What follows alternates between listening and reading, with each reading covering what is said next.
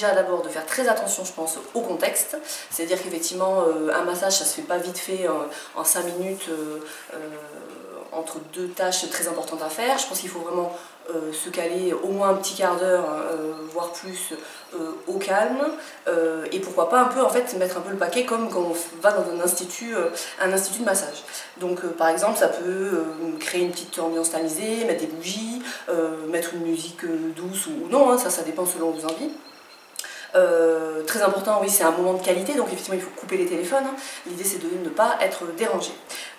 Voilà. Après, autre chose qui me semble important pour un massage, c'est de choisir une huile de massage, alors avec forcément un parfum qui vous plaît, mais surtout en fait c'est que ça permet de fluidifier dans notre toucher, et parce qu'après nos mains vont se réchauffer, donc ça permet effectivement de donner un massage qui va paraître contenant. Voilà, pour la personne qui est massée.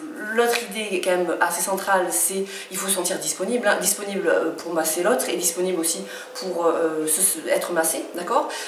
C'est un moment où on est en lien avec son partenaire, donc effectivement il faut qu'on soit tous les deux partants pour ce moment de partage. Voilà, chose importante, souvent on peut par exemple proposer à son conjoint de le masser et de se dire on fait ça un quart d'heure et puis hop on inverse.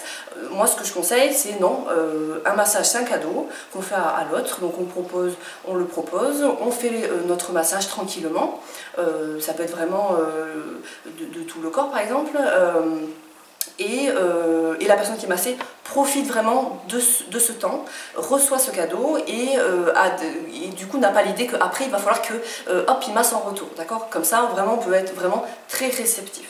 Voilà. Puisqu'en fait il y a des personnes qui n'aiment pas forcément être massées et encore moins de tout le corps, donc effectivement on peut juste dire bah, tiens je vais te masser le dos, les pieds, les mains, n'importe, hein, il n'y a pas de règle en fait là, c'est vraiment ça dépend de ce que la personne aime. Et effectivement je parle des mains parce que finalement souvent c'est une zone de massage où on a tendance un peu à l'oublier, alors que pourtant vraiment je vous invite à tester, parce que vraiment c'est les mains, souvent c'est quelque chose qu'on utilise tout le temps, toute notre vie en fait pour faire quelque chose, et vraiment le massage des mains permet de détendre beaucoup de tension, d'accord.